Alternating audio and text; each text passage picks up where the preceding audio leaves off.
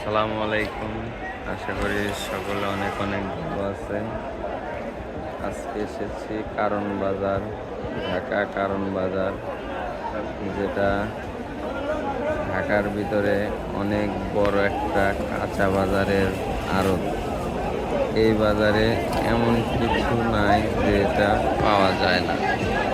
এখানে রাত হলেই শুরু হয় হাজার হাজার গাড়ি আনলোড। এক বাজারে সর্বনিম্ন 1000 লেবার কর্ম করতেছে।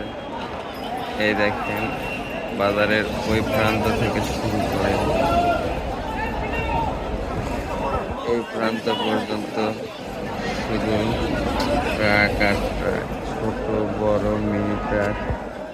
কাঁচা বাজারে সবজি, যত ধরনের সবজি, আলু, পেঁয়াজ, কাঁচামরিচ, কাঁচকলা, ধনিয়া পাতা, সকল ধরনের কাঁচা পণ্য।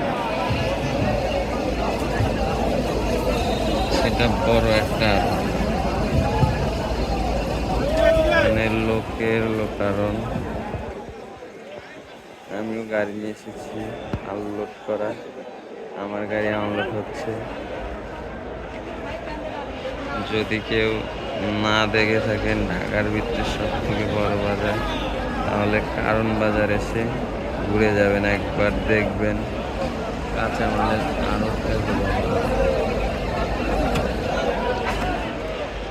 এখানে আরো একটা জিনিস এসে দেখতে পেলাম, যেটা সকলেই চেনেন হয়তো, কিন্তু সেইভাবে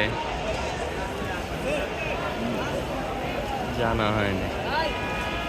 সেটা হলো দৈনিক ইত্তেফাক,